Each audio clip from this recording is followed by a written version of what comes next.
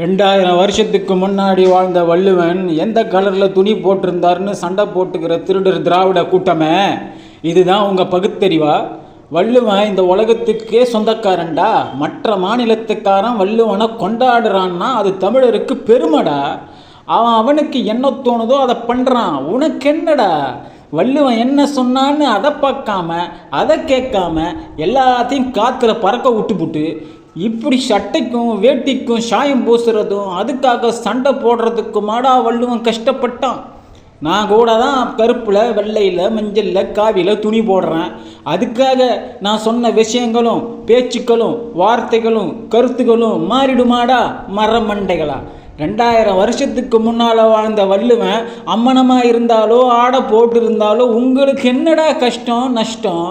முதல்ல வள்ளுவன் சொன்னதை கேட்டு நீ திருந்து, அப்புறம் மற்றவங்களை பற்றி கவலைப்படலாம். உன்னோட சொம்பை நீ சரியாக கழுவாமல் அடுத்தவன் தப்பு பண்ணிட்டான்னு சொல்கிற நீ எல்லாம் ஒரு மனுஷனாடா? முதல்ல மனுஷனாக இரு, அப்புறமா நீ திராவிடனாக இருக்கலாம். இதில் ஒருத்தன் சொல்கிறான் வள்ளுவன் காத்தை போன்றவனா. காற்றுக்கு ஏதுடா மானம் மரியாதை துணி கலரு? வள்ளுவனை அம்மனமாக படம் போட்டால் உனக்கு சரியாக இருக்குமா? இல்லை சரியாக தான் வருமா?